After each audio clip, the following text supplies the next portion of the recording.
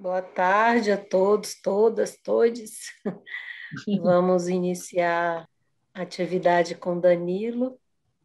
Danilo vai falar sobre os softwares, né? Já Isso mandou a mesmo. lista aí para a gente ter o primeiro contato. E aí, depois que o Danilo apresentar, eu não sei se ele já quer que as pessoas já vão apresentando perguntas à medida que surgirem as dúvidas. Como você prefere, Danilo? Ó, eu gosto de ser bem dialógico, eu vou querer ir apresentando e a gente vai construindo juntos aqui as nossas dúvidas e tirando as dúvidas e se ajudando ao longo do processo aí, tá certo? Quero que Tá, todos joia, fiquem à então. vontade aí para poder fazer perguntas. Aproveitem, pessoal. É uma lista grande de recursos aí que Uhum. existem, né? E acho que a conversa vai ajudar muito a pensar no que usar, como usar, o que se aplica ao que a gente faz, né? Então vamos Isso mesmo. aproveitar o conhecimento que o Danilo vai compartilhar conosco. Eu vou pedir, agradeço, né, as boas-vindas aí às professoras, né, uma disciplina multicêntrica, né, e juntos e separados ao mesmo tempo, né? Eu acho que a gente tem o desafio de lidar com um conceito que nos custa caro, que é o hibridismo na educação, né? Eu sei que vocês estão juntos aí nas instituições e afastados as instituições estão afastadas, né?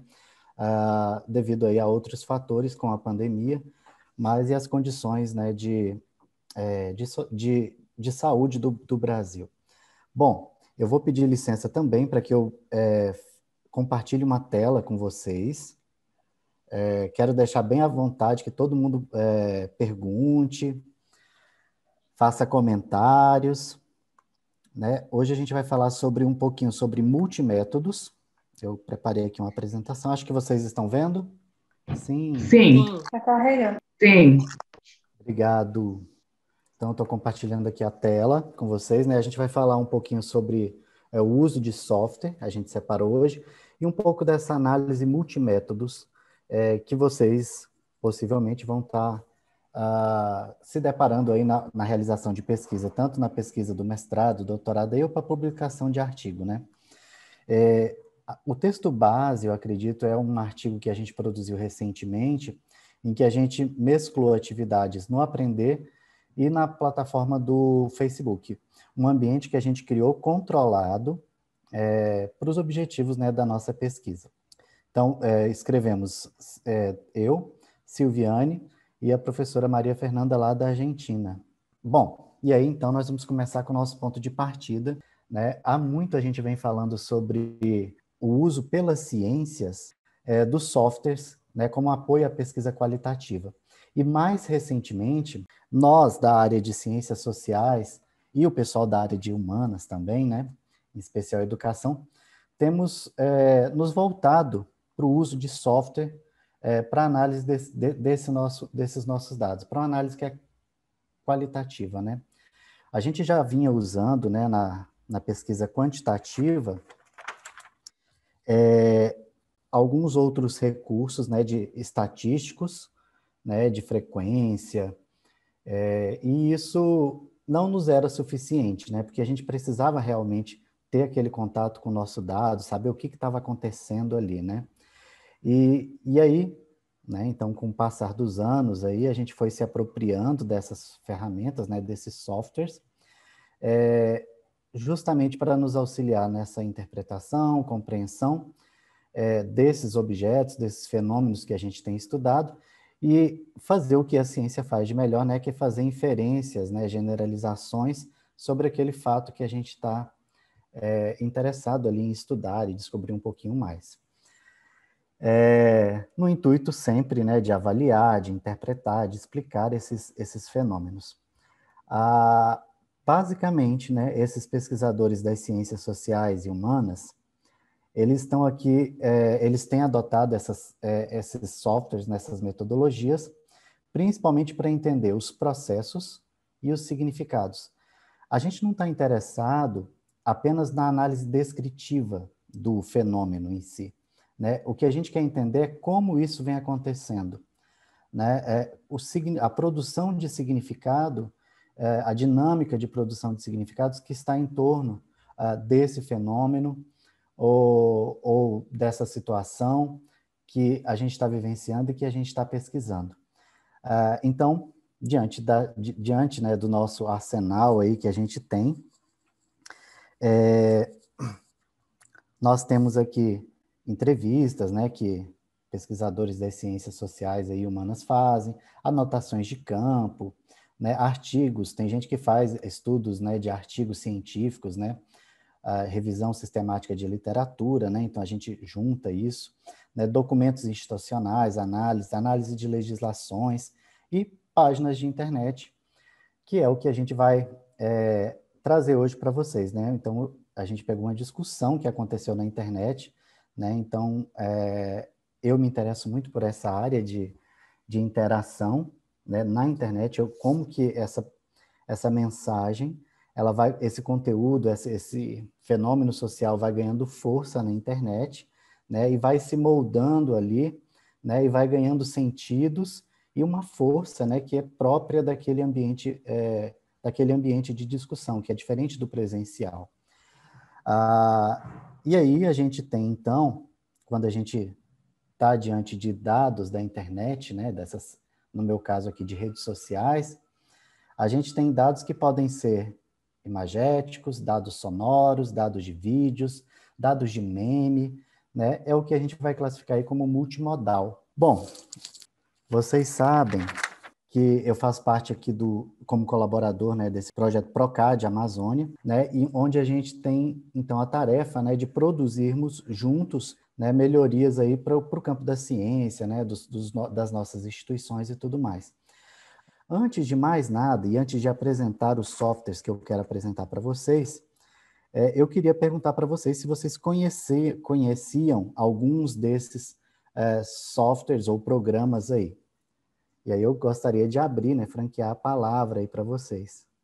Alguém conhecia já algum deles? De experiência? Já ouviu? Pois é, a gente ouve falar demais, Amparo, nesses... De nome, viu, Danilo? Qual, Amparo, que você conhecia desses aqui? O Alceste, Atlas T, Uhum. acho que o PDA, acho que sim também, PDA Miner, o LPDA, mas exatamente isso, ouvi falar. Para vocês no encontro presencial, no encontro síncrono no passado, né? Ela trouxe lá, olha, como é que eu faço? Eu vou separando por cores aqui. Eu uso uma seleção de cores, né? E aí eu vou selecionando dentro do texto o que corresponde a cada tema, né? A gente faz toda essa logística. Através desses softwares aqui, né? Então, o Alcest, eu vou explicar mais ou menos aí. Eu não sei se vocês tiveram a curiosidade de entrar nesse link, né? Alguns computadores, eles trazem essa tradução simultânea, né? Do que é esse software, esse programa, e outros, embora estejam só em inglês, são bem fáceis, né, de compreender a usabilidade dele, porque tem vídeos no YouTube que também ensinam, né, e orientam pesquisadores aí a se aventurar. O Alcest, ele trabalha com análise textual, né, também com análise de similitude entre palavras, nuvens de palavras, do jeito que a gente faz manualmente, né? Então, você vai selecionando tipos de texto, né, trechos do texto, e vai categorizando eles conforme você vai selecionando o texto. É algo tão divertido, né? Porque na mão a gente passa assim, eu vou lendo, vou separando a minha unidade analítica dentro daquele texto, e aí eu vou, então, transcrevendo essa unidade analítica, né, para que depois eu categorize aquelas unidades analíticas em pequenos grupos que vão, por conseguinte, formar outros grandes grupos ali. Essa é um tipo de análise, por exemplo, que a gente faz no manual, né? Eu posso separar por cores, eu posso separar por tipos de traço, né? Sublinhado, circulado, fazer um quadrado ao redor daquela unidade analítica. Quando eu falo em unidade analítica, eu sei que vocês já sabem o que é, né? Que o enunciado pode ser uma unidade analítica quando a gente usa, né, a pesquisa dialógica. Bom, a gente tem também aqui o Atlas TI, né, que a Amparo falou um pouquinho dele, que já ouviu falar. Esse Atlas TI, ele também tem essa função de analisar texto, mas ele traz um plus, né, que é da gente conseguir fazer pequenos comentários também em imagens e em sons. Ah, eu vou pegar do segundo tal da minha gravação até o segundo tal e vou classificar esta narrativa, ou esta frase, ou esta oração, né, dentro de família. Então, está falando sobre família, esses trechos aqui. Ah, está falando sobre ser de determinado lugar, né, ser do campo, ser da cidade. Então, eu consigo também fazer esse tipo de separação. O Atlas TI, ele é muito parecido também com o NVivo, né, que muitos laboratórios aí de faculdades também utilizam ele. Todos esses aqui, eles têm uma versão que ele é uma versão gratuita, né, experimental, eles deixam você ficar aí por um mês, né, e aí eles também têm a versão Plus, que é aquela caríssima, né, alguns deles são em dólar, né, o que encarece muito esse processo de aquisição pelas faculdades, e principalmente porque quando eles vendem para a gente, eles vendem uma licença que dura cerca de 1 ano ou de 6 meses e tudo mais. Né? Então, a gente tem aqui o Hyper Research, Max QDA, a gente chama de cacdas, como um cacto, né? Cacdas são esses programas que trabalham com essa análise qualitativa de dados em pesquisas. Bom, aqui tem um muito famoso também, que é o Transana, né, que integrantes do nosso laboratório já utilizaram o Transana na versão paga. Né? Isso é bom, porque nos auxilia, então, a melhorar a nossa análise, a cumprir o nosso cronograma e tudo mais. Aqui, nessa outra lista, eu não sei como é que eu subo esse negócio aqui. Eu acho que é só clicar aqui, peraí. Não. Aqui eu trouxe outra lista, que são de softwares que são livres, que tem mais ou menos a mesma função, né? E eles são elaborados por instituições para que tenham essa mesma função, né, de análise de dados, e eles são muito utilizados aí também em pesquisa. Quem que foi que falou do Iramutec? Foi a Ellen? Que estava tentando baixar? Foi a Ellen? Baixei, mas não roda. Mas não roda. Pois é. Existem até vídeos, Ellen, que você pode encontrar no YouTube para poder utilizar. Vou falar um pouquinho do Iramutec, que eu fiz um curso dele aqui na minha instituição. É um software gratuito que trabalha também com essa análise de frequência de palavras. Ele trabalha numa dimensão léxica, peço desculpas aí do barulho. Ele trabalha com essa dimensão léxica das narrativas, né? E ele vai agrupando conforme a categoria que essas palavras elas vão pertencendo. E a partir dali, então, você vai nomeando essa categoria, vai posicionando ela num núcleo, permite também uma análise de similitude entre as palavras, relação entre palavras, nuvens de palavras, né? Quanto maior, quanto mais central aquela palavra aparece, ela tem um significado ali dentro daquele contexto geral, né? E fornecem ali também uma nova forma de apresentação desses dados, né, que permitem mostrar a dinâmica do nosso dado.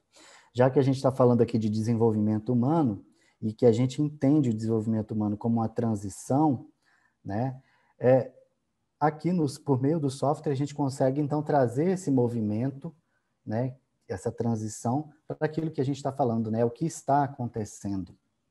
Bom, então eu tenho outros aqui livres, como o QDA, o LibreQDA, o QCA Mapa para construção de mapas, a Catman, o Elan também, que ele é bem conhecido pelos nossos grupos de pesquisa. Por aqui, vocês conseguem ter informações sobre como baixar, qual que é o programa que é mais adequado para a versão do Word, para a versão do iOS, do seu aparelho, né? Para a versão se você tem um Mac, por exemplo, você pode ter um direcionamento diferente para poder fazer baixar esse dado. Danilo, posso falar uma coisa sobre o Elan? Pode. Por O favor. ELAN, gente, foi criado no Max Planck Instituto de Psicolinguística para análise das línguas de sinais, tá? Ele é bem específico. Claro que a Gabriela, no nosso grupo, a Gabriela Mieto, que vem usando, tá? Quem trabalha com a Gabriela possivelmente vai ter treinamento no ELAN, porque tem o vídeo, né? Então você pode tanto trabalhar o texto, a transcrição, todos esses programas você pode tanto pôr lá a transcrição, né? Quanto você trabalhar vídeos, tá? E o ELAN ele foi criado pelos alemães, né? Para a questão da análise da Libras, né?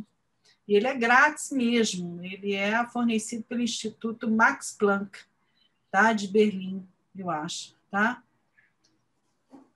Todos esses softwares aqui, gente, são super interessantes para que possamos melhorar a nossa atuação.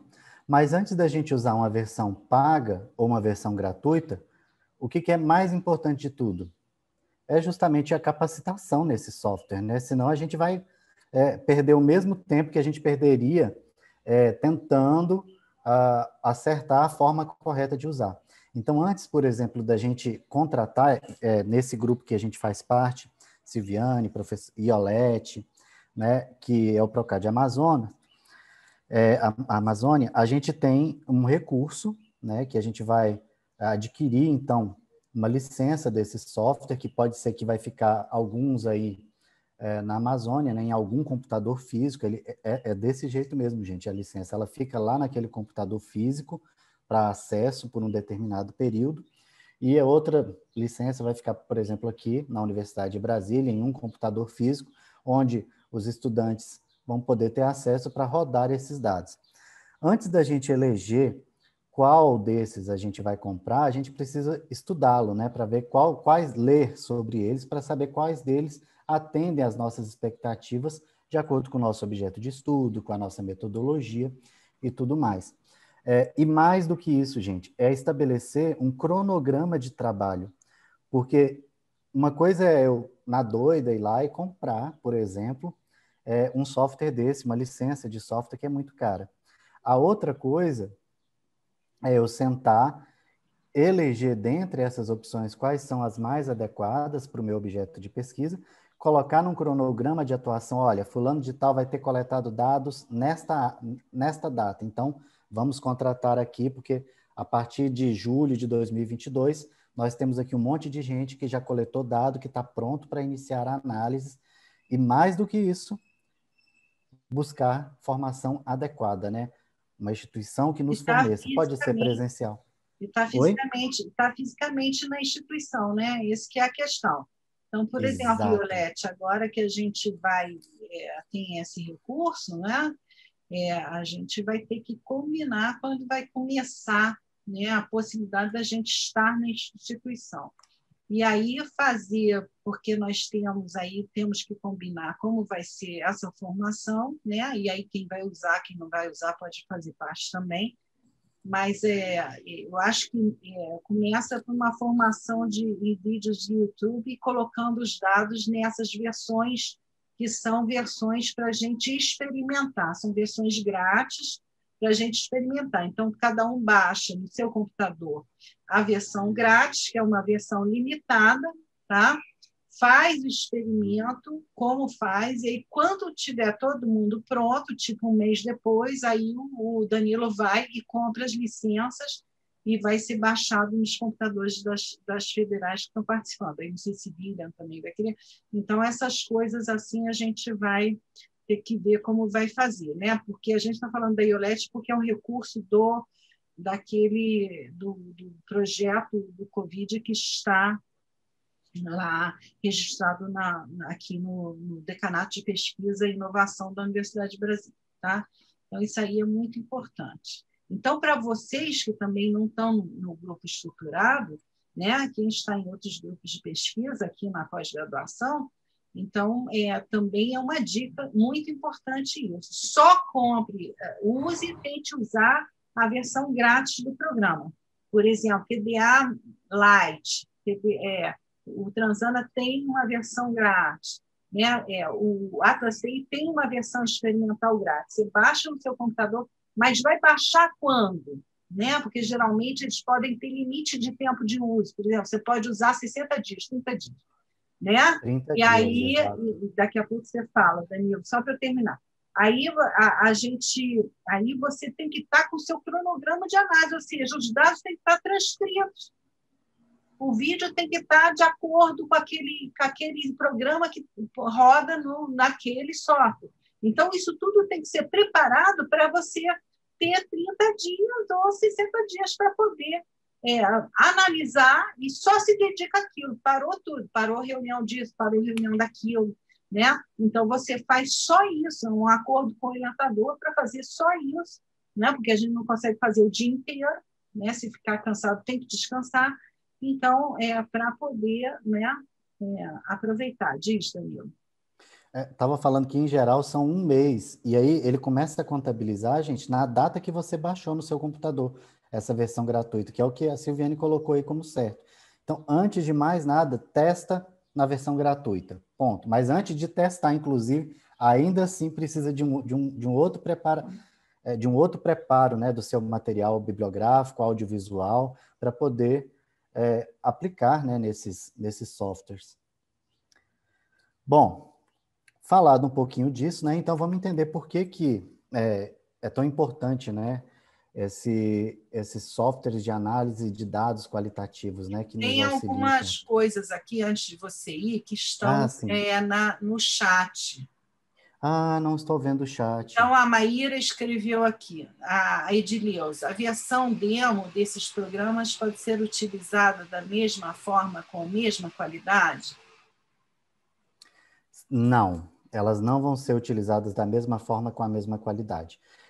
Na versão paga, eles liberam outros botões que facilitam o nosso trabalho e que permitem também visualizações dos dados com outros níveis de análise mais profunda. Então, na versão demo, ele coloca ali botões básicos que fornecem informações que são relevantes ali para a gente trabalhar com os nossos dados, viciar naquele programa e nos fazer contratar, né? Mas, infelizmente, eles não deixam toda a disponibilidade. E uma vez que a gente compra também o software, se o software for passar por uma atualização, eles não atualizam automaticamente o nosso, não. O nosso fica estagnado. Aí, na próxima edição, no próximo ano, eles falam, você quer pagar mais tantos dólares para poder ter acesso às novas configurações? Então, assim, bem capitalista. Por isso que precisa ter o subsídio de um projeto que recebeu recursos, né? Então, por exemplo, gente, as dicas para o PG-PDE aqui. Tá? O DPG, né, o Decanato de Pesquisa e Pós-Graduação, aí talvez a Iolete saiba como funciona, e a Lilian também nas suas universidades, ele abre periodicamente, tá? Todos os anos, e periodicamente, auxílio à pesquisa de doutorado, auxílio à pesquisa de pós-graduação. Então, é nesses momentos que você tem que ficar de olho nesses editais. Como abriu agora, dentro do Instituto de Psicologia, auxílio para a pós-graduação, para os estudantes de pós-graduação, abre também de forma geral. E aí é o momento, se você tiver há 2 meses de analisar os seus dados, não sei o quê, já pede ver, até o Danilo está muito disponível, porque também é técnico da universidade, né? Então, para ver quais são as vias, né? Não comprar também de qualquer coisa. Geralmente, a gente compra do próprio pessoal que está fazendo. Tá? Porque se for comprar no Brasil, é R$2.000 mais caro. A gente fez esse levantamento. Tá? Mas, às vezes, o edital exige que você tenha levantamento de preços, de 3 lugares. Aí tem que ver o que o edital te possibilita. E agora eles estão dando muito auxílio ao pesquisador, que não entra, que é um auxílio para você gastar durante aquele período ali, né? Então, ele te dá mais liberdade de estar usando o recurso de uma forma mais direta, porque vem para a sua conta de banco e você, dali, então, faz as coisas. A gente usava muito antigamente para a coleta de dados, e a coleta de dados era mais era no Brasil, fora do Brasil, e as pessoas ou compravam o Zoom, ou iam presencialmente, né? Quando a pessoa lá na ponta não tinha recursos de internet, né? Eu preferia ser presencial, então se usava muito esse recurso dos editais do Decanato de Pesquisa e Pós-Graduação para você ir conversar com os participantes. Mas você também pode usar para esse tipo de coisa. Como abre todo ano, e eles não fazem aquele revezamento que a FAPDF faz, e se você pedir no ano seguinte você não pode, né? Não há esse revezamento, então vocês podem usar. Mas planejem, tá? Porque se ele vai ficar em algum lugar, por exemplo, do laboratório, então, além de você, outras pessoas podem planejar, vocês podem juntar os recursos e comprar. Mas tem que ser usado, porque se ficar lá, a UNB compra para uso o ano inteiro, mas quem vai usar se não está planejado? Usaria, depois fica um tempo sem usar, e aí o recurso vai para o lixo, né? Então, também se ter ética, né, no uso do recurso que você está recebendo. Quando a gente tem exatamente, o planejamento sempre vai ser o melhor caminho aí para a gente gastar esse dinheiro e gastar de forma consciente, né? Por isso que a gente está focando tanto nisso, gente. Aí tem outro comentário aqui. O Iramutec tem manual no próprio site, é a Maíra que está comentando. É necessário baixar o R primeiro. Eu já fiz isso tudo, mas ainda não rodou. Mas ao estou aqui. menos era necessário da última vez que eu baixei. Danilo, você pode comentar o Iramutec? E a Ellen, se quiser, Maíra, se você quiser também falar aí para ajudar a Ellen. Pois é, tem duas versões. Tem uma versão que vem do R, que você, quando baixa no seu computador, ele te apresenta uma possibilidade de 32, eu não vou lembrar a sigla da frente, olha como a gente é. E tem uma versão que é 64 alguma coisa. Eu sempre coloco na versão 64, maior, né? É dada a programação, né, do meu computador, né? Quais programas rodam melhor, né, nesse meu computador. Eu acho que vai variar, né, nessas características. Tinha algum material, e eu tenho esse material em algum lugar, Ellen, que eu posso estar passando para você sobre o Iramutec. Depois você me passa, eu tenho ali meu e-mail que eu vou deixar no final da apresentação, e você pode me passar o seu e-mail, né, que aí eu compartilho com você essa regrinha de como que a gente instala o Iramutec no computador. Iramutec. Obrigada. Então tá bom. Então aqui para Ellen. Eu posso complementar essa parte? Maíra quer complementar. Vai, Maíra. Sim, Maíra. Isso. Eu não sei se a Ellen usa algum computador, né, no caso da Apple. O outro professor de uma outra disciplina ensinou para a gente que quem está com a Apple tem que primeiro, antes de baixar, de fazer download, precisa autorizar, tem um lugar no sistema da configuração, eu não uso, que você autoriza que programas externos rodem no computador, tá? E mesmo se não for isso, Ellen, eu recomendo que você desinstale tudo, pegue o manual, né, novamente, um vídeo no YouTube e tente começar do zero. É algum erro na configuração ali, na instalação da gente. Já aconteceu muito comigo. É uma boa dica aí que a Maíra deu, né? Da Obrigada. gente sair do Fusquinha e entrar no Fusquinha de novo. Eu acho... Marcelo, vai. Se for o Mac, né? É Mac o teu computador? Ellen. Não, o meu é Asus. Mas tá, fala então aí do Mac. Fala do Mac que o meu é. O do Mac tem, assim, abre com o botão direito, aí manda abrir. Com o botão direito, né? Aí abre um menuzinho, aí clica lá, abrir. Aí ele abre. É simples desse jeito. Bom. Tá bom. É importante também conhecer, viu, né, Danilo? Só para complementar, conhecer o tipo de análise que esses programas vão te possibilitar. Se você trabalha mais com análise de unidades linguísticas menores, tipo palavras, tá?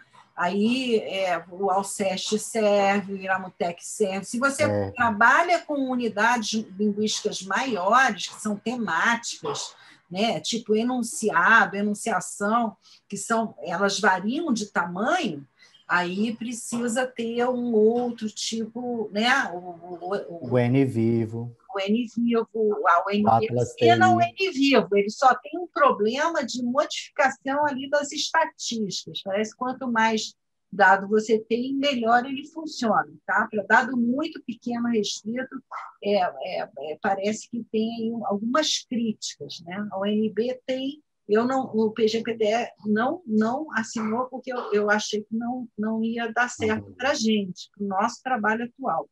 Tá? Mas o lá do Max Planck, por exemplo, funciona bem para unidades menores, funciona muito bem para crianças, né? Que são descrições de ações de interação, tá? Então, funciona para microanálise, funciona para microgênese, tá? Qual que é o nome do Max Planck mesmo, que a Gabriela usa, Daniel? Tá?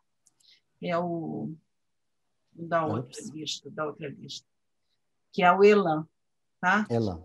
E aí tem que ver qual é o tipo de unidade que ele a maioria trabalha com unidades maiores, né? Mas tem uns que tem preferência para a unidade simples, né? Que é a palavra. Pois é. Bom, feitas essas considerações, né? Aqui a gente tem, então, os pontos positivos, né? Que a gente pode estar utilizando, né, o software aí.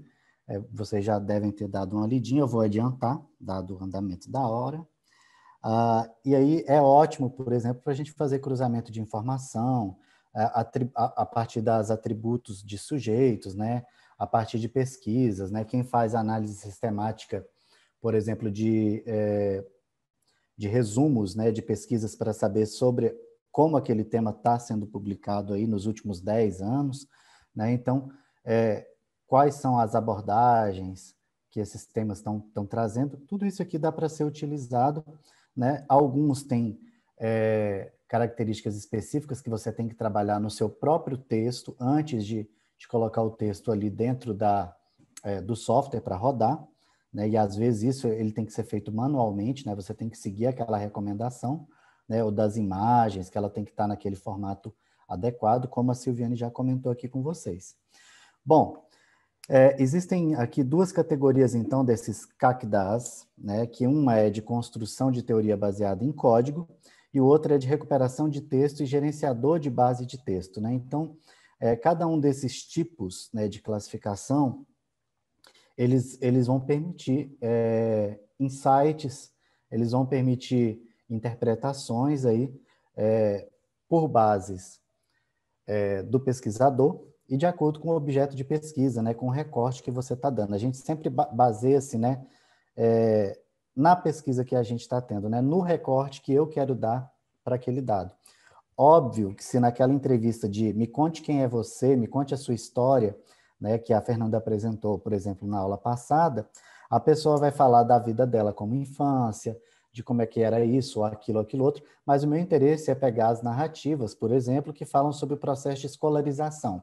E aí, então, eu vou pegar, então, esse texto e vou lançar apenas esse espaço aí que trata, né, sobre o período de escolarização, sobre a traição do pai com a mãe, sobre outros assuntos ali. Então, eu vou deixar de lado, vou dar uma limpeza nesse texto para poder trabalhar melhor sobre como que esse assunto está sendo trabalhado ou está sendo interpretado por esse participante da pesquisa, neste cenário ali que eu trouxe ele para relembrar.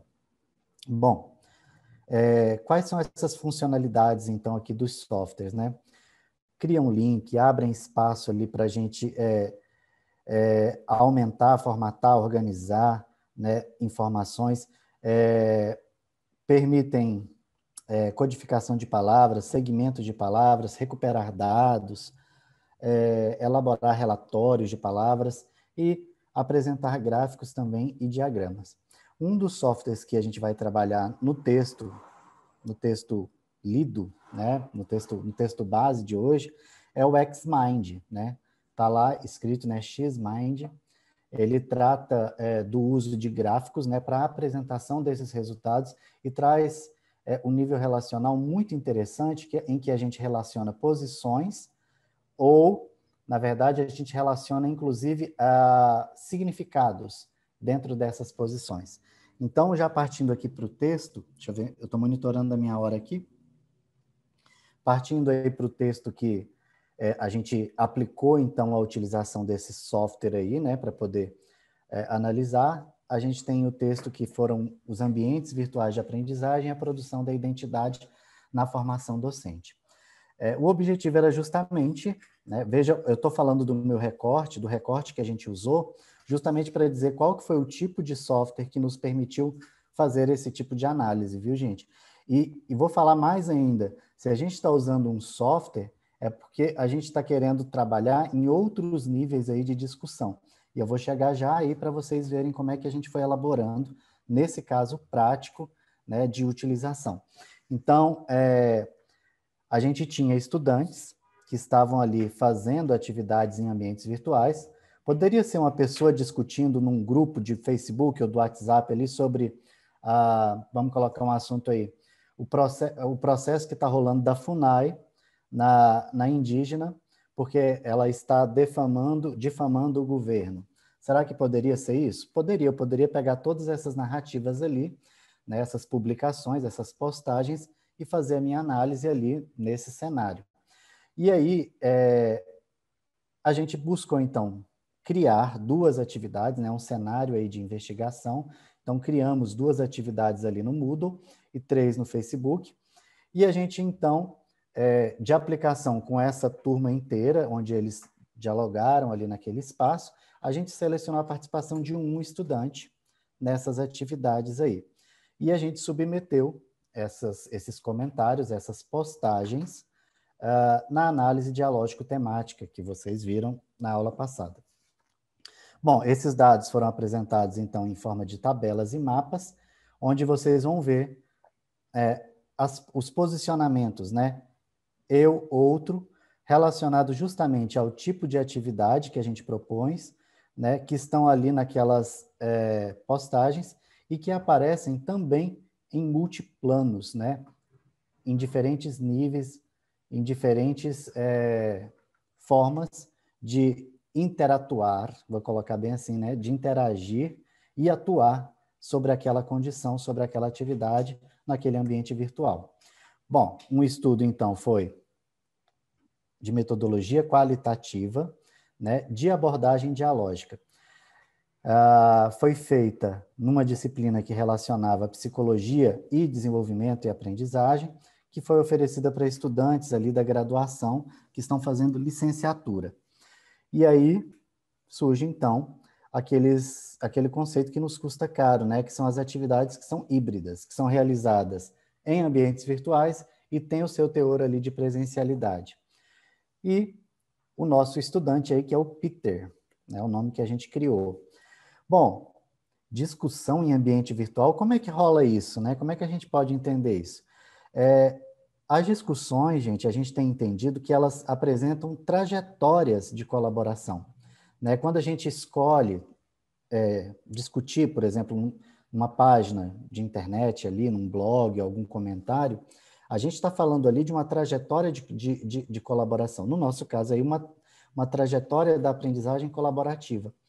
E que justamente possibilitou a identificação, né, de como, olha aí o processo, como é que o participante interage, né, com essas atividades, com os demais colegas, como é que acontece essa negociação de posições, eu, outro e mundo, né, dentro daquele comentário que a pessoa fez ali naquela rede social, naquela atividade, né, seja no Moodle ou seja no Facebook.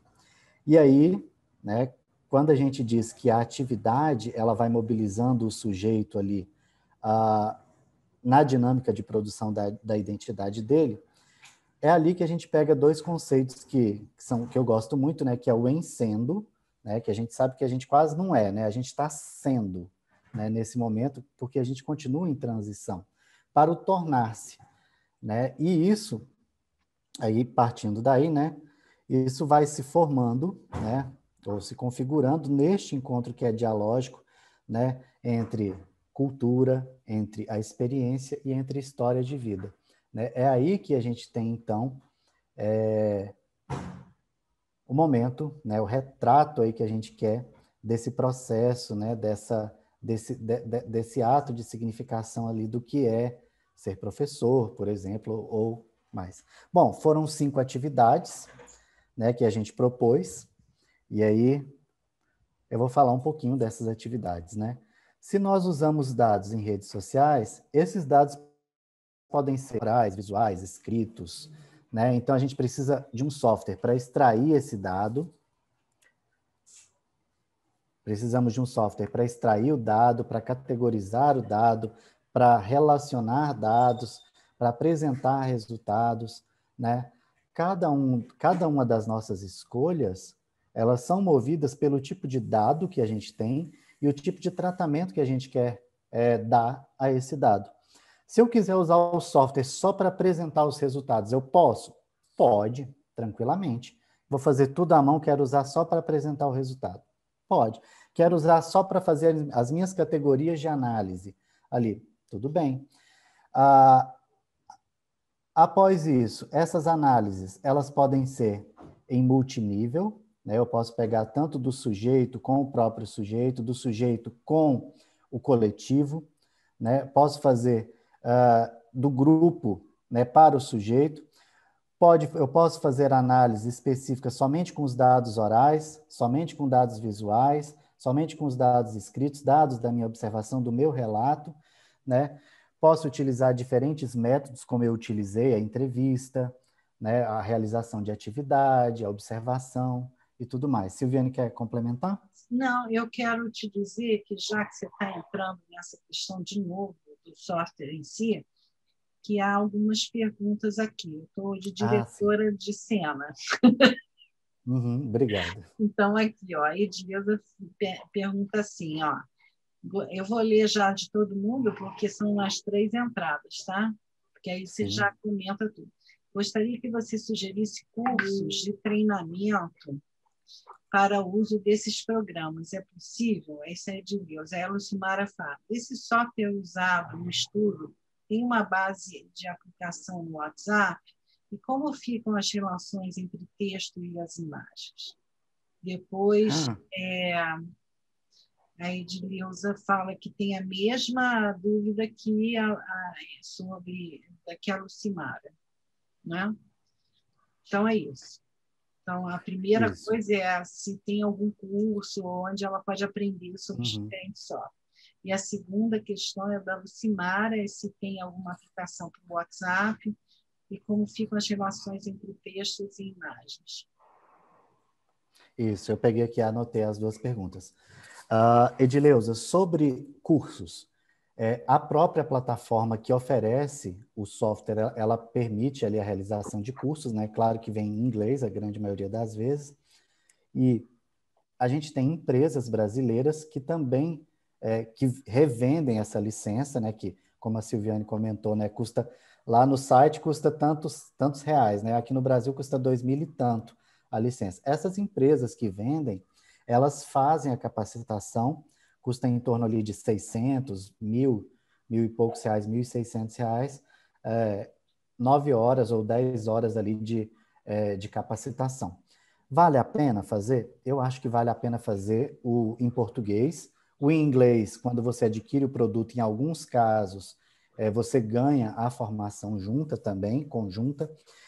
Vale uma pesquisa. Eu não sei quais são as empresas. Eu vi no QDA Miner,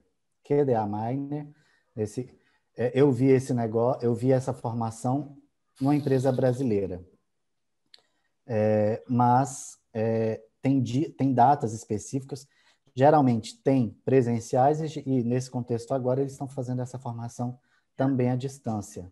A química da UNB, ela vem usando lá o pessoal do mestrado e doutorado em ensino de ciências, que está sediado na química da UNB, né? Eles têm um acordo com o QDA aqui no Brasil. Então, eu lembro que eles estavam, a um certo momento, oferecendo a licença de 1 ano com o curso por R$ 800. Eu não comprei na época, porque eu não tinha planejamento nenhum. Mesmo assim, achei caro, mas ele falou para mim, é isso. O colega falou, olha, nós juntamos um monte de gente, por isso que está mais barato. Você faz o curso e então tem que ficar de olho, né? Eu posso ficar de olho também, se alguém me convidar aqui, eu aviso vocês, e se vocês estiverem na boca ali da análise, já pode fazer.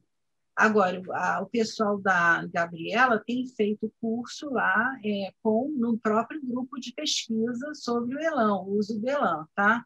Então, tem essas coisas nos grupos de pesquisa. Então, Edileuza, por exemplo, se Gabriela, quem quiser, a próxima vez que a Gabriela for fazer essas coisas, já podem os colegas que são orientantes da Gabriela avisar os outros, né?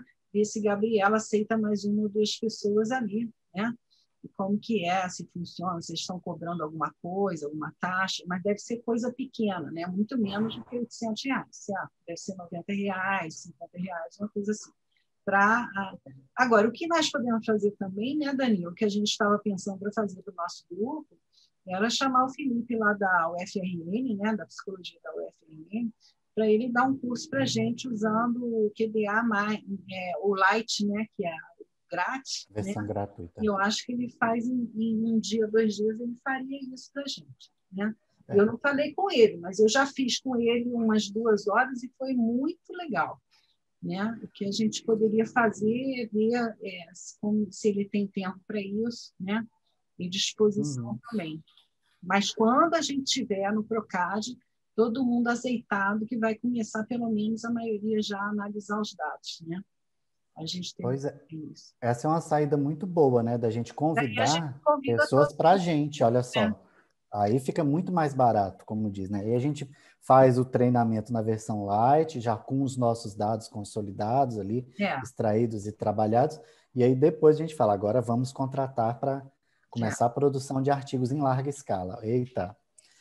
Bom, sobre a outra pergunta da Lucimara, sobre o WhatsApp, eu encontrei dentro da minha pesquisa um único estudo falando sobre o WhatsApp, né?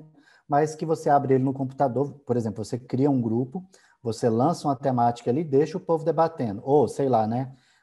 Quero saber como é que as relações familiares estão sendo construídas diante da eleição presidencial. Quero saber daquele período X até o período X, o que as pessoas estão falando da minha família ali. Né? Então, extraio esse dado manualmente e aí eu vou começar, então, a trabalhar. Pode ser que eu tenha textos e pode ser que eu tenha imagens. Tem como a gente fazer análise de imagens? Tem. Tem como a gente correlacionar a imagem com o texto? Tem. E eu vou mostrar para vocês nessas atividades. Em uma dessas atividades, onde o estudante, então, ele colocou o texto e fez o uso da imagem também, né, na relação. Eu vou mostrar isso agora, Edileuza e Lucimara. Bom, as atividades do Moodle. Aqui a gente tem, então, baseada na Escola da Ponte, né, a pergunta, a escola que temos e o que queremos da escola, né, e a escola que queremos. No Moodle, a gente tem, explique 3 conceitos e me diga como é que você ensinaria um conceito, né, para algum estudante.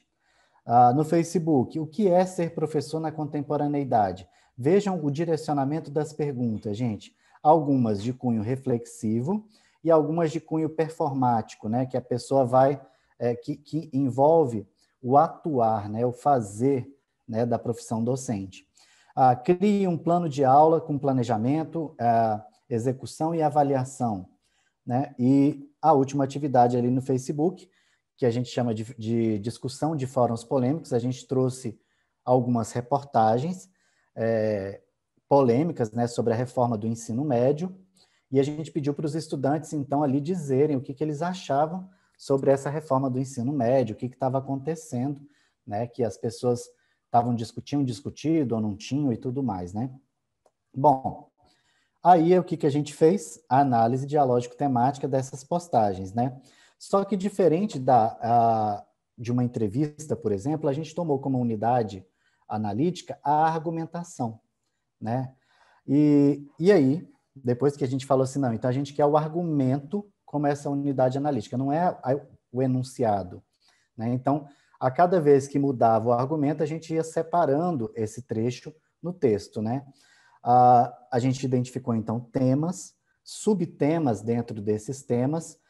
Os subtemas era aquilo que era recursivo, né? Que vinha recorrente, né? Ora estava ali na discussão, depois ele já modificava,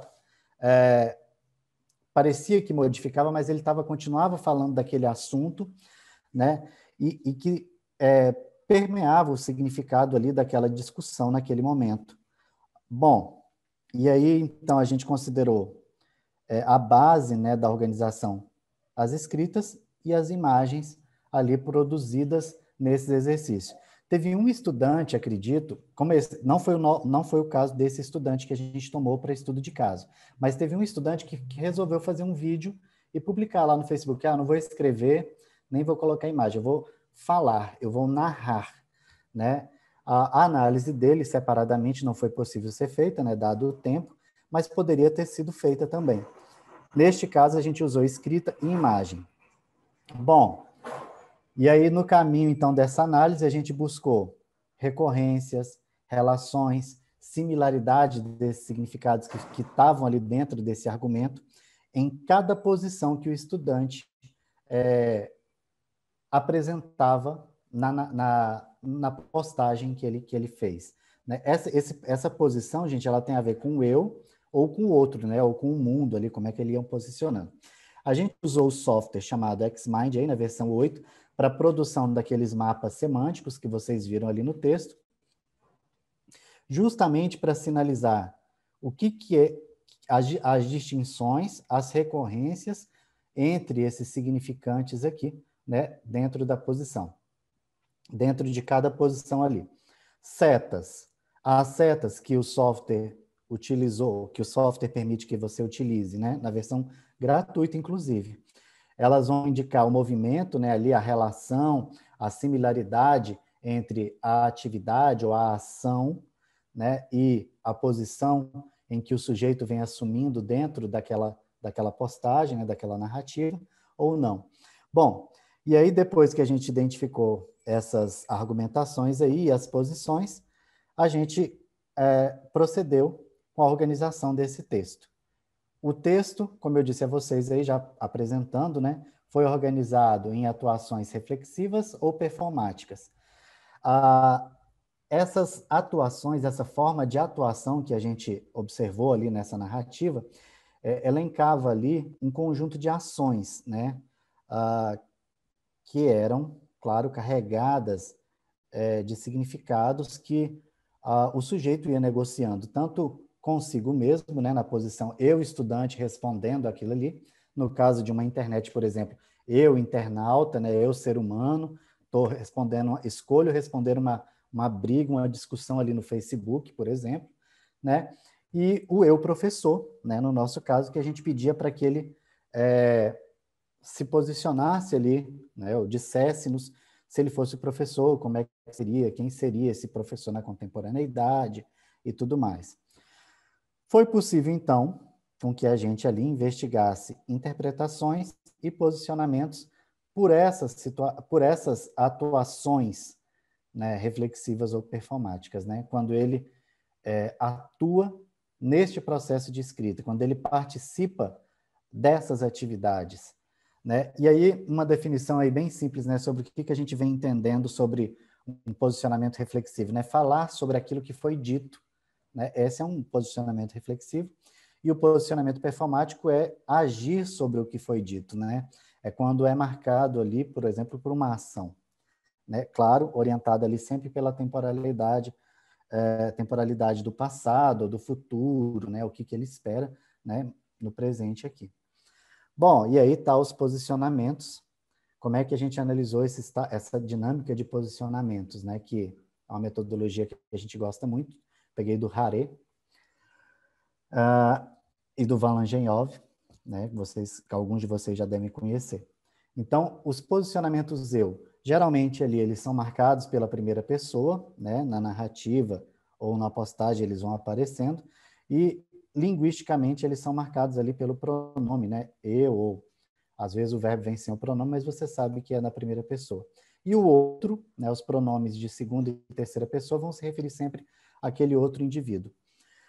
Uma coisa que é super legal, né, da gente observar quando a gente trabalha com esse tipo de análise, né, por posicionamentos, né, de pessoas ali, como é que a pessoa está se posicionando dentro daquele discurso, como é que ela posiciona o outro, né, como é que ela vê aquela situação, foi perceber como a descrição da atividade que você propõe, o tipo de pergunta que você faz ao participante, ela vai direcionar a forma de atuação dele, né? As explicações, os enunciados, os argumentos dos sujeitos. Nesse caso, a gente percebeu, por exemplo, descrições morais, né? Por exemplo, quando ele vai falando sobre funções institucionais do professor, quando ele fala sobre posições sociais de um determinado indivíduo, né? Quando ele traz, por exemplo, elemento de descrição pessoal descrições pessoais desses indivíduos que estão ali fazendo parte daquela narrativa. Aqui a gente viu manifestações morais, né? De cunho moral, né? Quando se refere, por exemplo, a propriedades e particularidades pessoais do estudante, seja o eu estudante ou seja o outro estudante a quem ele se referia ali naquela ação. Bom, agora nós vamos aos dados, né? Então, a gente viu que o tipo de pergunta, o tipo de atividade vai orientar esse sujeito. A gente estava de olho aqui nesses posicionamentos e nessa transição do eu estudante para o eu professor. Né? Eu quero saber o que acontece ali quando ele faz um texto, quando ele assiste aula, o que está acontecendo nesse processo de mudança aí, que está formando essa identidade dele tornar-se professor. Né? Ele ainda é um estudante, mas ele está se formando. Quando é que acontece e como é que acontece essa dinâmica, né, esse estalo dessa mudança? E aí, claro, essas posições, elas são analisadas dentro de um conjunto.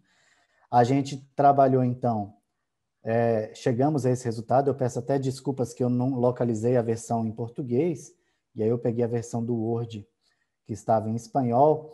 A gente localizou, então, 5 categorias, né, de sentido, né, para o ser professor, né, na visão desse estudante específico, que foi, é aquele que incentiva, que está disponível, é aquele que cria estratégias, é aquele professor tradicional, né, no sentido canônico, né, aquele que está de mãos estendidas ali para ajudar o aluno, bem tradicional, né, essa visão bem canônica.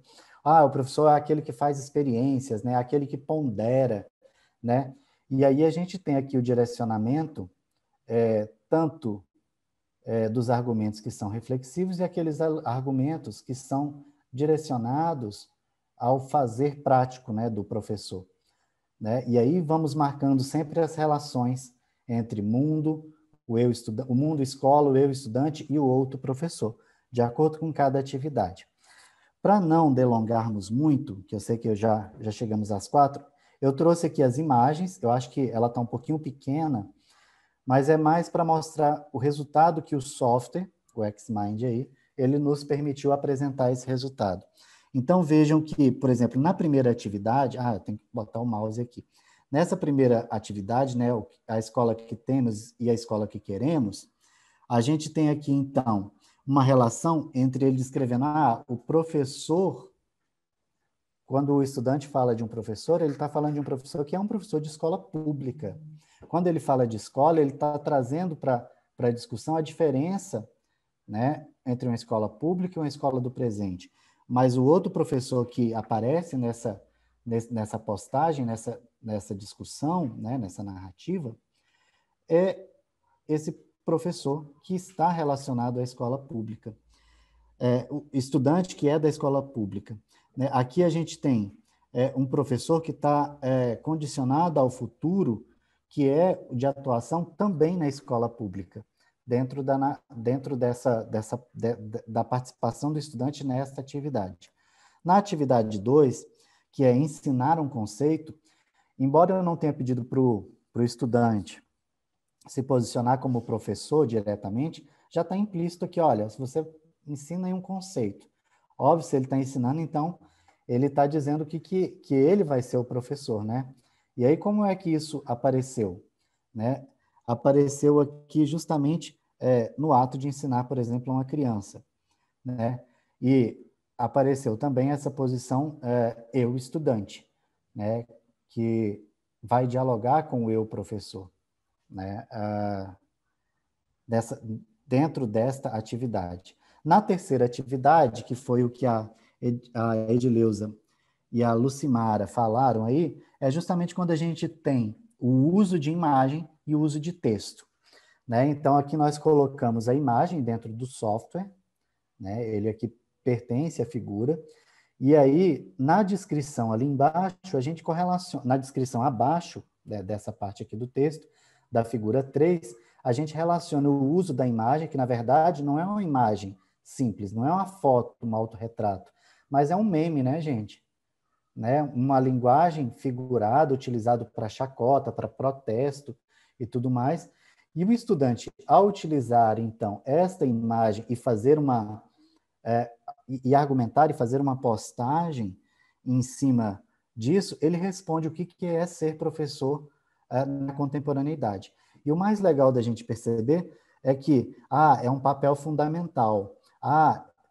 Não é simplesmente você chegar lá e dar aula, escrever no quadro, entender o conteúdo, né? Requer muito mais que isso.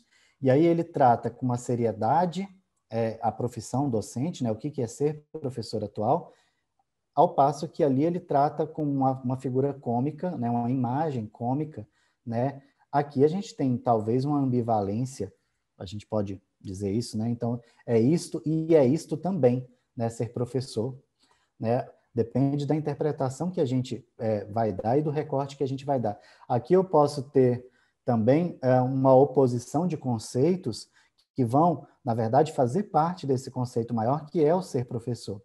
Tanto é que vocês percebem aqui que, quando ele fala do que é ser professor na contemporaneidade, ele está falando do outro professor. O professor é aquele, não sou eu. Mas aí ele se assume como professor, por exemplo, quando ele fala, nossa, essa é uma pergunta muito complexa, né, para certos pontos de vista. Né? Ali ele está assumindo, então, o que é isso. Mas, ao descrever o professor como um outro que está fora dele, isso tudo se relaciona ali à figura, né, do ser professor, né, do tornar-se professor, do eu professor.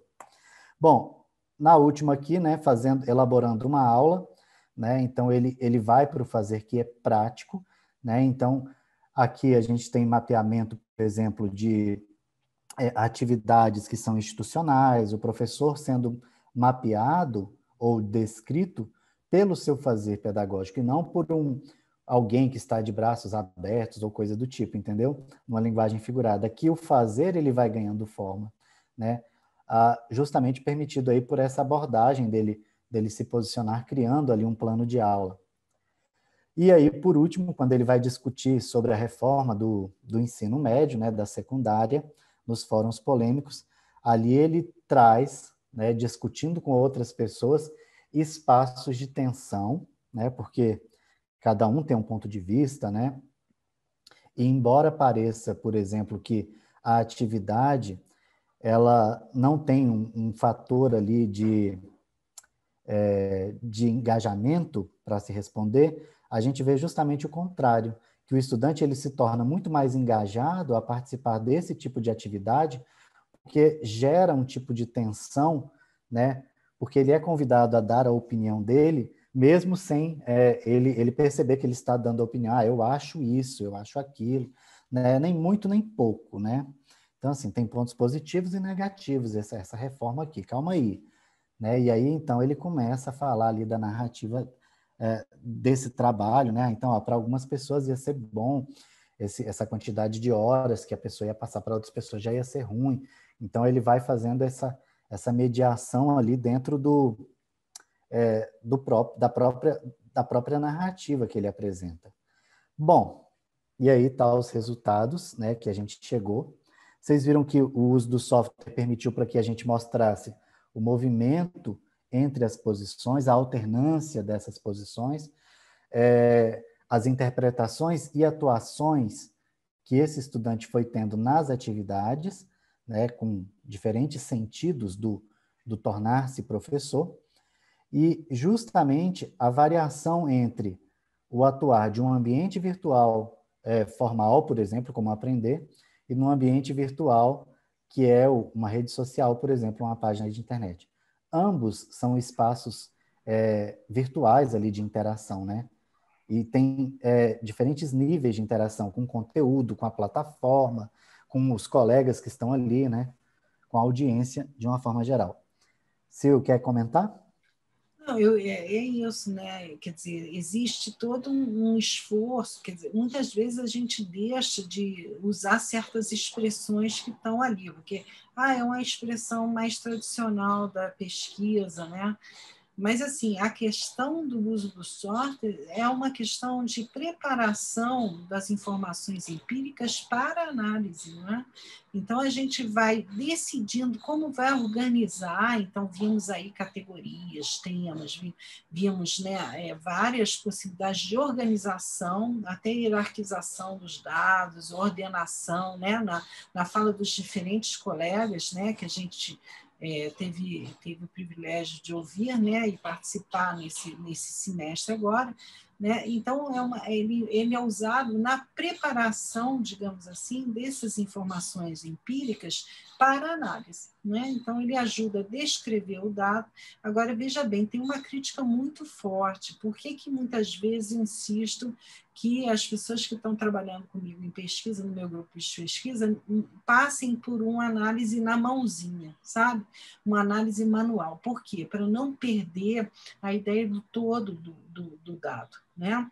Então, por exemplo, para a gente trabalhar de uma perspectiva dialogista, a gente precisa ter o dado todo obtido, com aquele estudo de caso, com aquela sala de aula, que seja, todo colocado na sequência. Então, é analisado como se fosse um texto único, mesmo que haja reconhecendo, né, reconhecendo-se que há ali cronotopos abertos, ou seja, pode ser várias sessões, né?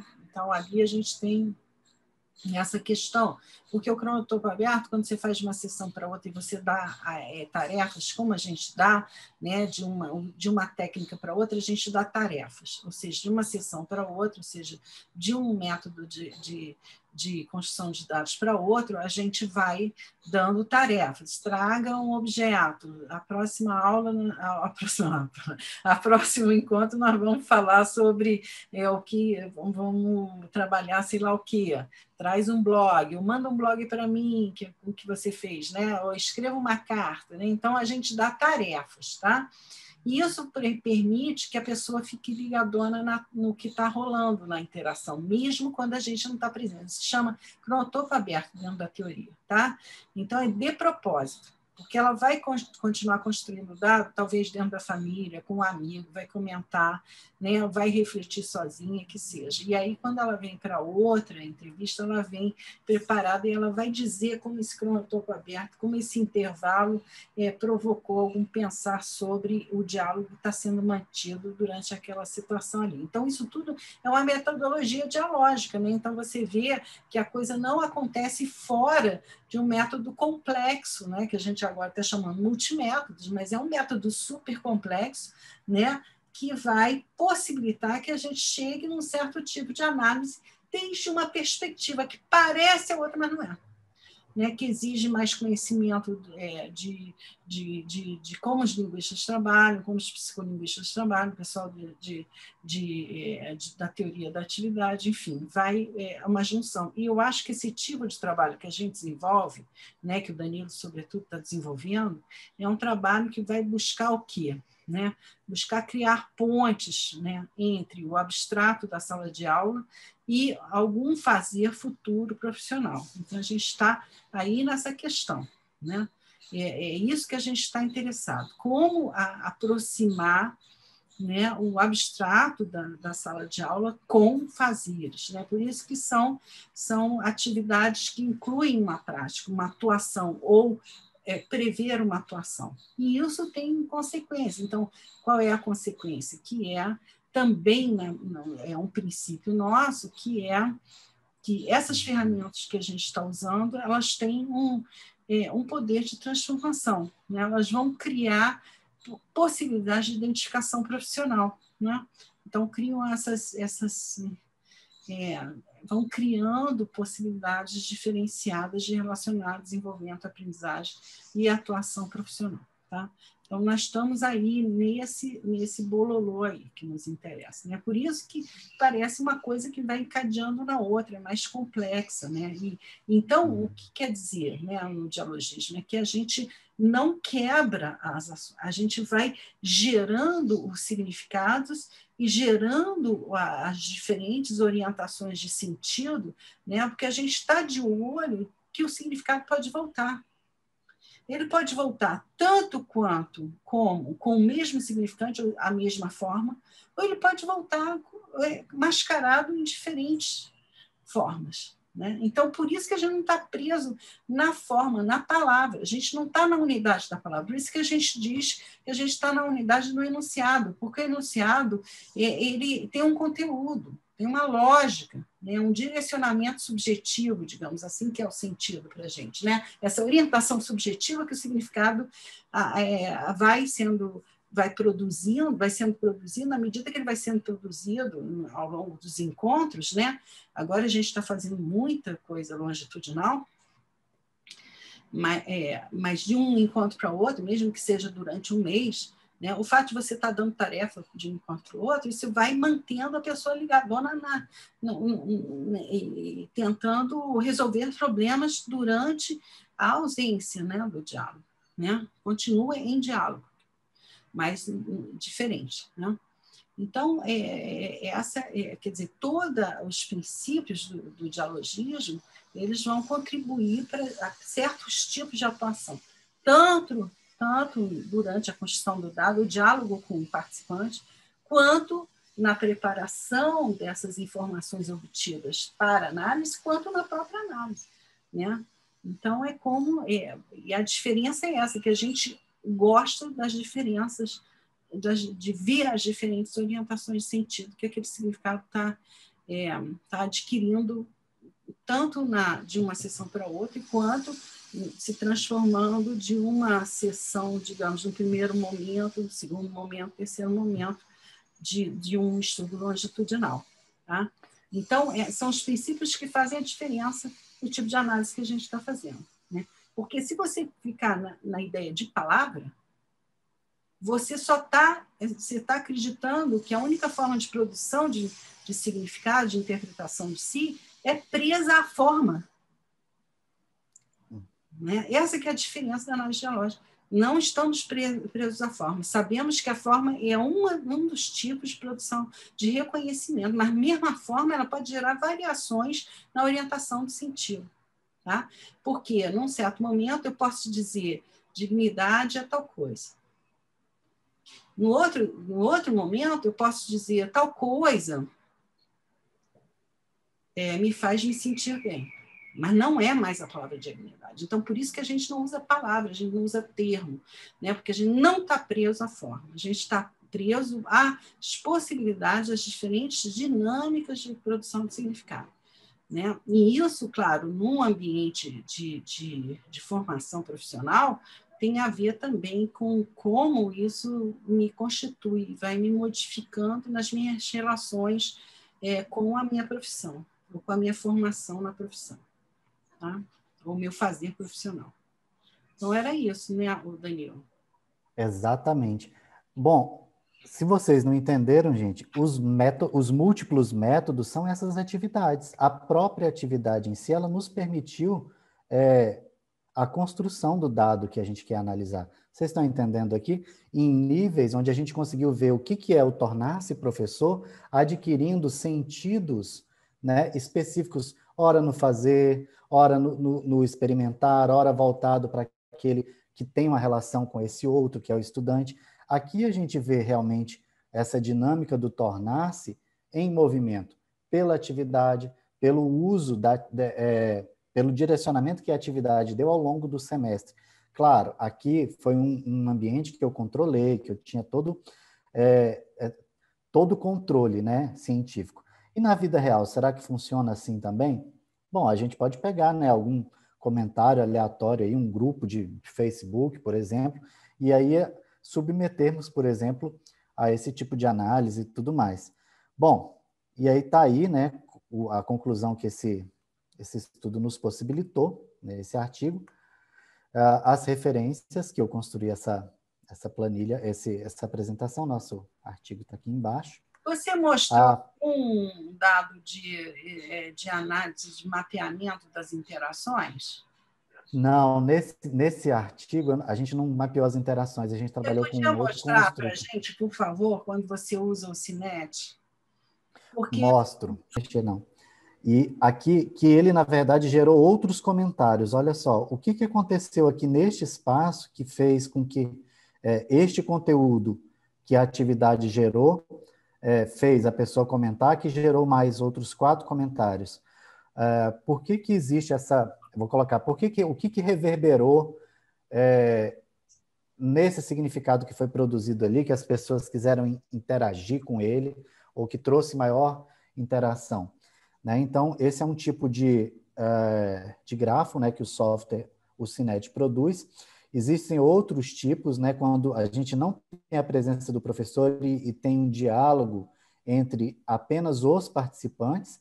E aí, como a Silviane mostrou também, existe um nível que a gente não coloca somente as pessoas para interagirem, mas os significados interagindo uns com os outros, né? Aí a gente tem nós, inclusive, que são mais fortes, né? Então, a gente vai chamar essa setinha aqui, vocês percebem que é uma seta, né? Que dá o direcionamento do fluxo. A gente tem comentários que estão mais centrais dentro da imagem, né? Que estão mais próximos em nível de significação. E a gente tem aqueles que estão mais afastados, que, na verdade, são relações ou que estabelecem relações ou outras formas que essa palavra, ou que o comentário ali está participando, está compondo, né, essa grande construção de conhecimento. Seria isso. Mas eu não estou achando aqui os outros grafos. Esse aqui, inclusive, é o grafo daquela atividade lá, daquele que eu mostrei. Por exemplo, você tem esse tipo de interação, a gente tem manipulado muitos comandos para ver que tipo de interação os comandos promovem, né, ou orientam. Então, por exemplo, quando a gente tem uma interação muito centrada no comando do professor, é porque houve perguntas no comando. Tá? E aí as pessoas querem responder a pergunta para ganhar o ponto. Então, pergunta, resposta, avaliação. Então, não é tradicional. Agora, quando você está na internet, o que acontece é que esse tradicional ele já se transforma um pouco, ele amplia certas participações e abre para outros diálogos. Tá? Quando a gente põe uma temática, então você tem essa segunda versão que o Danilo comentou, né, que ele não consegue achar, que é quando o comando do professor não está mais tão centralizado, mas alguém que faz uma meta-análise, por exemplo, centraliza muitos comentários. Tá? Então, algum dos diálogos, né? Por exemplo, nos fóruns que vocês tiveram, a gente não participou em nenhum, né? Mas tem fóruns que são mais formais, tipo comente, eu faço perguntas sobre o que vocês estão lendo, e outro fórum mais de discussão, que é o fórum lá com os textos, leio os textos, e, enfim, vamos conversar sobre isso. Mas os professores não participam disso, né? Só os estudantes, ou só quem está ali fazendo, se propondo a trabalhar. Então, aí, se você tem matemática, então você gera menos centralização no comando do professor. Há, sim, pessoas que continuam comentando, porque geralmente está atrelado a uma menção, uma nota, mas há também a sincronização nos colegas que fazem argumentos diferenciados, geralmente, meta-análises, né? Meta-reflexões, enfim, tá? Aqui a gente pegou um grupo aleatório, né, de poucos estudantes que estavam discutindo, né? Então formaram comentários ali numa rede social, né, de discussão, e a gente consegue ver nitidamente a grossura dos fluxos aqui, olha. das relações entre esses comentários, né? Quanto mais central... Aqui a gente não tem a figura do professor, por exemplo, lá no centro, comandando a questão. Não existe uma resposta certa a ser avaliada. E aí vocês veem que existem algumas postagens que estão mais relacionadas com outras, algumas que estão mais centrais, né? O P3 aqui está muito forte, e outras que são mais periféricas, né? Então, esse é um grupo de discussão em que não apareceu o professor. Aí teve a manipulação do tipo de comando e teve a manipulação, desculpa, Danilo, teve já a introdução do segundo nível de análise que eu estava dizendo para vocês. A gente saiu da aplicação direta de só onde há indicação que há interação para a aplicação de um dos princípios de dialogismo, que todo enunciado terá sua resposta, não é? Então, aí a gente está no segundo nível de análise, onde a gente tenta verificar a responsividade também em termos de comentários ao argumento do colega. Então, não está diretamente dizendo aquilo que você falou, ou aquele conceito que você acabou de comentar, eu acho que é outra coisa, não, ele já começa com outros tipos de variação. Discursiva, que indica que ele está respondendo, comentando, argumentando com o colega, que ele não está mencionando diretamente. Tá? E também os tipos de alinhamento, quando há a introdução no fórum ali de respostas, cortando. Então, vinha cronologicamente um tipo de sequência, alguém fez aqui uma outra sequência, e, de repente, as pessoas pegam essa fala inicial e começam a alinhar suas respostas aqui, separando, parecendo que está separando cronologicamente essa participação do colega X, né? E entrando aqui, mas quando você vai ver cronologicamente, está aqui e aqui, e o povo começou a introduzir informações aqui. Então, também esse é um tipo de análise que é possível na internet, porque, né, você tem esse tipo de possibilidade comunicativa aí, que a gente chama alinhamento, ou seja, quando você entra muito depois da cronologia e vai comentar o que o colega falou ali há 5 anos atrás, mas que já teve uma série de pessoas desde aquele momento que comentaram cronologicamente, mas você entra,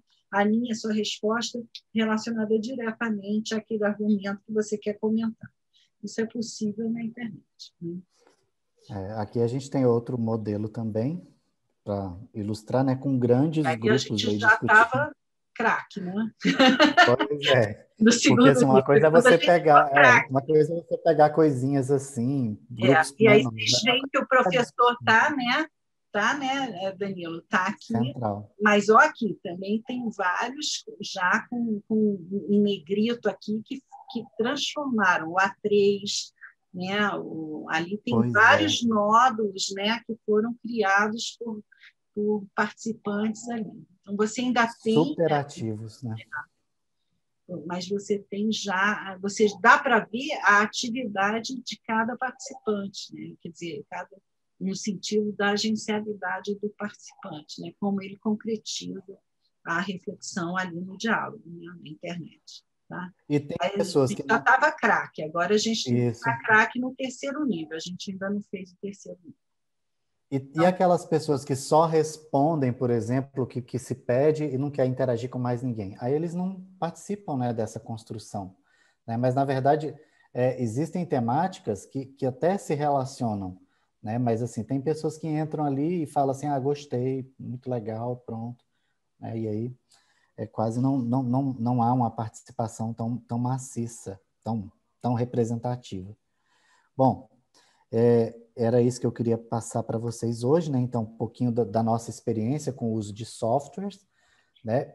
Mas, basicamente, é isso, né, gente? De entender primeiro o meu objeto, o meu recorte, trabalhar com o meu dado primeiro para depois, né, sair contratando aí o software que eu quero utilizar. A professora Fernanda Gonzalez, da Argentina, também já chegou aí. Né? Ela foi uma grande colaboradora aí nessa produção desse artigo, né, sobre produção de identidade, uso de ambientes virtuais aí, né, e como que os sentidos vão vão se relacionando. Professora Fernanda, gostaria de falar um pouco também? Hola, buenas tardes. Bueno, primero a saludar ahí a todas, a las amigas y a los amigos que están ahí en la UFAM y a la UNB y la UNIR. Y bueno, estaba ahí escuchando atentamente tanto lo que intervenciones de Silviane como de Danilo con ese artículo. Quizás solamente aportar algo en relación al comienzo del proceso de análisis de los datos. Justamente en estos días estamos escribiendo una introducción para un libro sobre análisis de datos y encontrábamos que cuando estábamos hablando con personas en formación que están haciendo sus tesis de maestría o de doctorado, con una de las grandes preguntas, ¿no? Es cómo comenzar en el análisis de datos. Parece que no es tan difícil quizás pensar cómo vamos a construir esos datos en el sentido de si vamos a hacer una entrevista, si vamos a hacer una entrevista narrativa, o si vamos a pedir un informe escrito, si vamos a hacer una encuesta, o si vamos a pensar en imágenes. Bueno, como luego, una vez que tenemos todo ese material, ¿cómo lo vamos a analizar? Ahí el otro día hablaba con una estudiante de doctorado y me decía, bueno, yo ya comencé a construir unos temas, tomando también las preguntas teóricas y las lecturas que voy haciendo repetidas del material, pero no sé si eso está bien o no, ¿no? Esos temas que estoy encontrando, ¿serán los importantes que tengo que trabajar en este material o habrá otros que no estoy viendo? Yo creo que ese es un gran interrogante cuando uno hace investigación cualitativa, en el sentido que nos parece que nuestro trabajo de construcción de los datos y de interpretación luego de los datos es un trabajo muy solitario, ¿no? Parece que fuera un trabajo muy sobre lo que a uno le parece, sobre las intuiciones que va teniendo. Entonces me parece que el uso de software para este trabajo no solamente da una sistematicidad que se puede compartir, es decir, yo puedo, digamos, mostrar esos primeros análisis que voy haciendo con el software, mostrárselos a otras personas y compartir cómo lo estoy haciendo, es decir, por qué marco un párrafo, por ejemplo, y lo categorizo con tal o cual etiqueta, y entonces comparar si no sé, el director, directora de la tesis u otras personas que puedan acompañar en el análisis pensarían que esa etiqueta se adecua o no a ese texto, por ejemplo. Es decir, que el uso del software, en primer lugar, me permite, desde mi perspectiva, socializar, mostrar, hacer explícito el análisis que estoy realizando, el proceso de análisis. Entonces, pienso que si lo pensamos desde la teoría psicocultural o sociocultural, el software se convierte en una herramienta para visibilizar el proceso de análisis, para compartir y dar visibilidad, ¿no?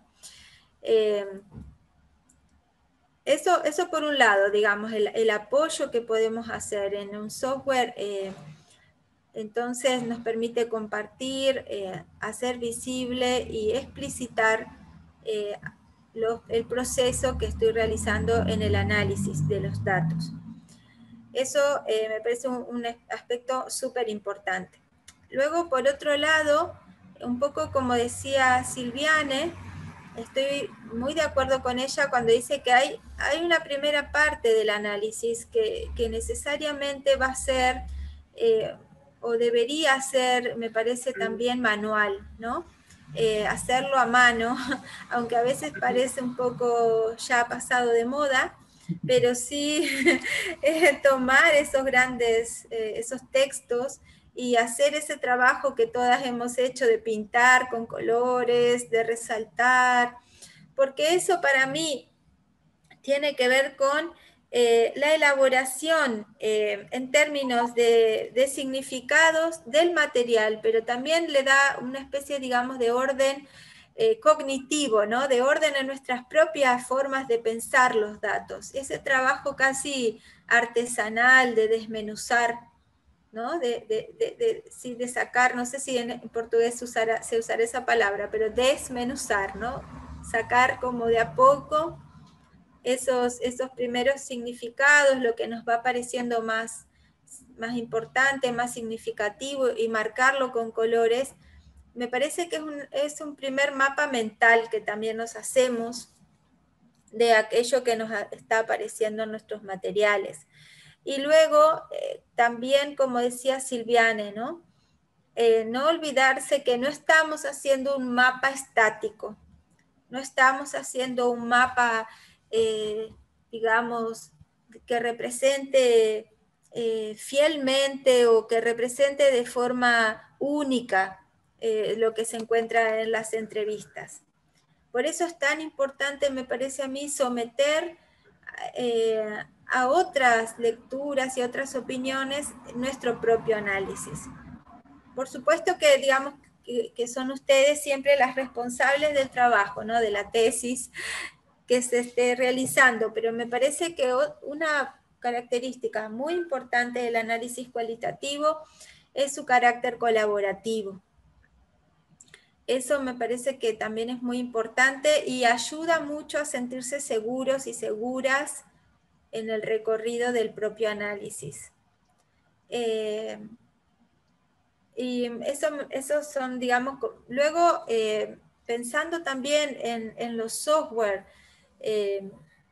pienso que los software tienen otra enorme, digamos, posibilidad que tiene que ver con generar de una manera muy rápida diferentes representaciones gráficas, como en el caso de lo que nos mostró Danilo, de nuestros propios datos, ¿no?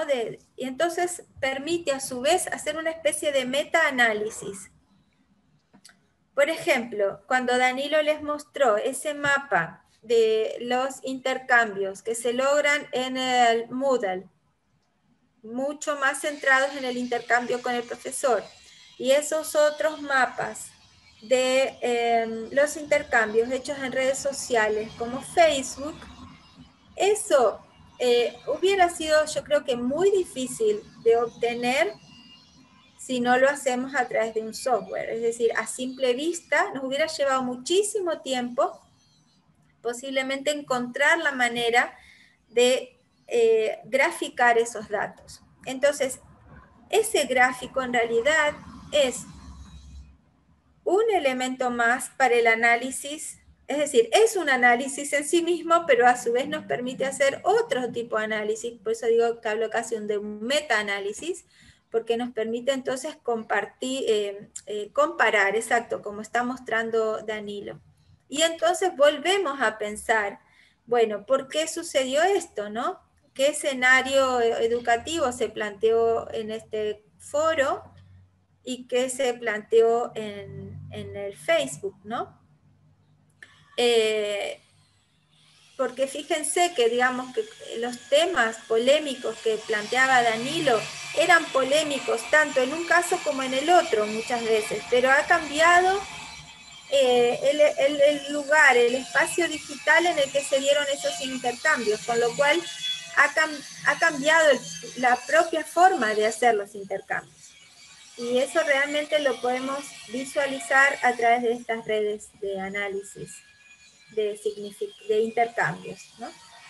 Entonces yo creo que los software integrados al análisis cualitativo son realmente muy potentes para trabajar con gran cantidad de datos, con datos mucho más complejos que un dato, por ejemplo, de una entrevista narrativa, quiere decir más complejos en el sentido del procesamiento que requieren, no porque la entrevista narrativa o una narrativa sea fácil de analizar, sino que son por ejemplo, los datos obtenidos de intercambios en redes sociales son realmente muy difíciles de seguir si no es a través de un software. Son muy difíciles de extraer de la red social, son muy difíciles de darle un análisis tanto en una dimensión temporal como en una dimensión, digamos, de intercambio, ¿no? De los tipos de intercambios que se dan. Por tanto, me parece muy, muy, muy interesante. O sea, más que interesante, me parece fundamental el uso de software. En mi experiencia, que yo he analizado sobre todo datos provenientes de entrevistas narrativas, además el análisis mediante software, luego facilita muchísimo la tarea de escritura también, ¿no? Si uno está pensando en la escritura de sus propios datos, en la escritura incluso de un artículo, el uso de esos reportes que nos dan los software cualitativos son un insumo muy, pero muy útil a la hora de escribir. A la hora de escribir la tesis, a la hora de escribir un artículo. Entonces creo que también es muy, muy importante ver eso. El otro día decíamos con Silviane, bueno, es difícil no hablar de las ventajas como si uno vendiera un poco, ¿no? No es una venta del software. Al contrario, ¿no? Es también pensar críticamente sobre el software, y no dejarse atrapar solo por el software, ¿no? Acá lo importante no es el software, es la actividad que ustedes hagan con el software. Pero es cierto que permite hacer cosas que si uno como investigador tiene muy claro ya el proceso que quiere aplicar esos datos y el tipo, digamos, de análisis de datos que está trabajando, el software ayuda muchísimo en la sistematización, en esta actividad de compartir y en la actividad de tener luego los datos organizados de tal manera que no me resulte tan complejo luego ir a escribir la tesis o ir a escribir un artículo, ¿no? Entonces, bueno, brevemente, ¿no? Pensar en esta etapa de formación en la que la mayoría de ustedes están, creo que además es aprender a usar una herramienta que les va a resultar útil en muchísimos ámbitos, no solo aquí y ahora, en el trabajo de investigación que están realizando, sino también en los próximos, en los que quieran seguir haciendo. Incluso si ustedes forman a otras personas en investigación, también es importante que conozcan, aunque no hayan utilizado todos, como por ejemplo yo no he utilizado todos los software, pero sí es importante que los conozcan, porque a la hora de formar también nuevos investigadores, es importante estar actualizados también en los tipos de software que aparecen. Hoy en día hay además para analizar imágenes, para analizar vídeos, con lo cual hay todo digamos, una variedad de programas que permiten realmente trabajar con diferentes tipos de datos, ¿no? Creo que hasta aquí un poco para não ser tão extenso, não? Obrigada, Fernanda, que bom que você está aqui com a gente mais uma vez. Bom, a gente tem alguns minutos ainda. Alguém quer fazer um comentário, pedidos, esclarecimentos, perguntas? Iolete, aí você... Não te ouvi, Silviane. Não, aí é você, né? Eu já acabei minha participação. Tá certo. Então, só agradecer o Danilo, a Fernanda, pelos compartilhamentos aí. Ninguém mais se inscreveu, né, para fazer perguntas. Hoje é nosso último encontro síncrono. Aí temos ainda aquelas atividades para o encerramento da disciplina. E depois queremos organizar outros encontros para discussão dos dados do PROCAD e para a gente ir encaminhando, né, a análise do que a gente já tem e a organização da produção de novos dados, né? Então, só agradecer a todos que participaram da disciplina, os estudantes, as estudantes que estiveram conosco aqui, todos os colegas que colaboraram, né, que se disponibilizaram parte do tempo para estar conosco, a Silviane, que organizou tudo, e é sempre muito bom contar com vocês, com o apoio de vocês. E é muito bom rever Fernanda, mesmo virtualmente. Sí, igualmente, la verdad una alegría verlas ahí, a tantas caras amigas, ¿no? Solo de esta manera, una pena no poder encontrarnos, pero bueno, ya se podrá. Que todos possam se vacinar e essa pandemia, né, deu uma trégua para a gente se encontrar.